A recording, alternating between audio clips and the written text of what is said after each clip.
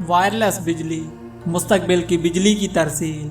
चलें देखते हैं किस तरह से टेक्नोलॉजी बिजली की तारों को माजी का किस्सा बना देगी।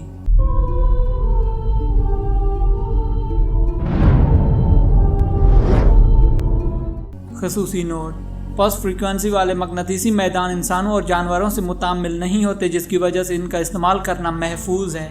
क्या आपके पास एक बरकी टूथ ब्रश है? अगर है तो इसका मतलब है कि आप पहले ही वायरलेस बिजली को अपने घर में इस्तेमाल कर रहे हैं। टूथ ब्रश बगैर बरकी राब्ते के अमाली जोड़े यानी इंडक्टिव कपलिंग का इस्तेमाल करते हुए पावर हासिल करता है। इमाला उस खासियत को कहते हैं जिसके ज़रिए बरकी या मकनातीसी रुझान का हामिल एक जिस्म दूसरे जिस्म में बराह रास्त राब्ते के बगैर बर्क हरकी, बर्क सुकूनी या मकनातीसी क़ुव्वत पैदा करता है।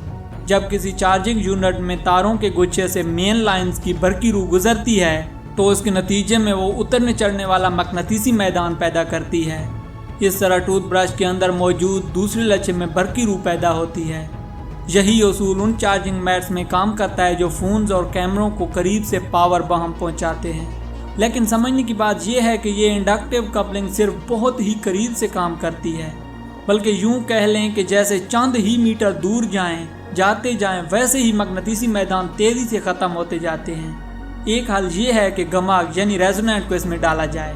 गमाग वो मज़हर होता है जिसकी मदद से ओपेरा गुलकार अपनी आवाज़ से शीशे का गिलास तोड़ देता है। इसका मुजाहिरा करने के लिए गुलकार की आवाज़ की फ्रीक्वेंसी को गिलास की तिब्बी गमाग की फ्रीक्वेंसी से मिलना ज़रूरी होता है। गिलास की तिब्बी गमाग की फ्रीक्वेंसी वो शरह होती है जिस पर शीशा कुदरती तौर पर थरथराता है। इस तस्वर को वायरलेस बिजली पर लागू करने के लिए साइंसदानों ने दो लच्छों को आपस में ऐसे रखा कि वो मकनातीसी मैदान की फ्रीक्वेंसी को गमाग कर सकें। इसकी वजह से बिजली की मुंतकिली चंद मीटर दूर तक मुमकिन हो सकी, क्योंकि दूसरे लच्छे ने पहले की तवानाई को बढ़ा दिया था। मकनातीसी मैदान की पल्स फ्रीक्वेंसी लोगों या जानवरों से मुतामिल नहीं होती, जिसकी वजह से ये टेक्नोलॉजी घरेलू माहौल में इस्तेमाल करने के लिए महफूज है। अगर आप इसको तवील फासले तक इस्तेमाल करना चाहेंगे तो फिर आपको तवानाई को बरकी मकनातीसी अशा, मिसाल के तौर पर रोशनी या माइक्रोवेव में तब्दील करना पड़ेगा। लेज़र से पावर को मुंतकिल करने का तरीका बगैर इंसान बरदार जहाज में पहले ही इस्तेमाल हो रहा है। इसमें सबसे पहले बिजली बुलंद क़ुव्वत की इंफ्रारेड लेज़र बीम में तब्दील की जाती है। दूसरी तरफ एक फोटोवोल्टिक सेल होता है जो इसको वापस बरकी रूह में तब्दील करता है।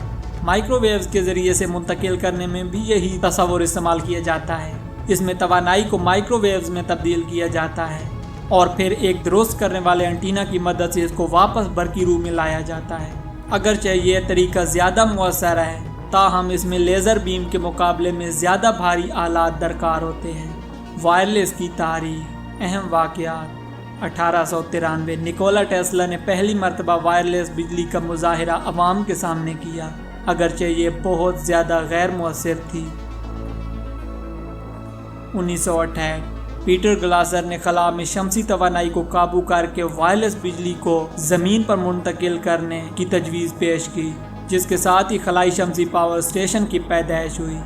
2003 नासा के साइंसदानों ने एक गैर इंसान बरदार हवाई जहाज़ को सिर्फ ज़मीनी लेज़र से उड़ाया। 2007 MIT के मुहक्किकीन ने 2 मीटर के फासले पर 40% कारकर्दगी के साथ रोशनी के बल्ब को जलाया। 2009 US की कंपनी पावर मेड ने पहली मरतबा तिजारती पैमाने पर वायरलेस चार्जिंग मैट्स मुतारिफ करवाए। क्या आपको मालूम है टेस्ला ने पूरी दुनिया में बिजली की तरसील का वायरलेस निज़ाम का मंसूबा बनाया था, ताहम उसको अपने इस ख्याल को अमली जामा पहनाने के लिए सरमाया दस्तयाब ना हो सका। वायरलेस बिजली आने के बाद तब्दीलियाँ, फ़ोन, मोबाइल फ़ोन जैसे ही हदूद में दाखिल होते हैं वैसे ही खुद ब खुद चार्ज होने लगते हैं। लैंप, ट्रांसमीटर में मौजूद वायरलेस सेंसर्स उस वक्त बल्ब या दूसरे आलात को बंद कर सकते हैं जब कोई कमरे में ना हो। लैपटॉप, मकनातीसी मैदान से बिजली को हासिल करते हुए लैपटॉप को स्विच में प्लग लगाने की कभी ज़रूरत नहीं पड़ेगी। पसंद आए तो लाइक और सब्सक्राइब ज़रूर कर देना।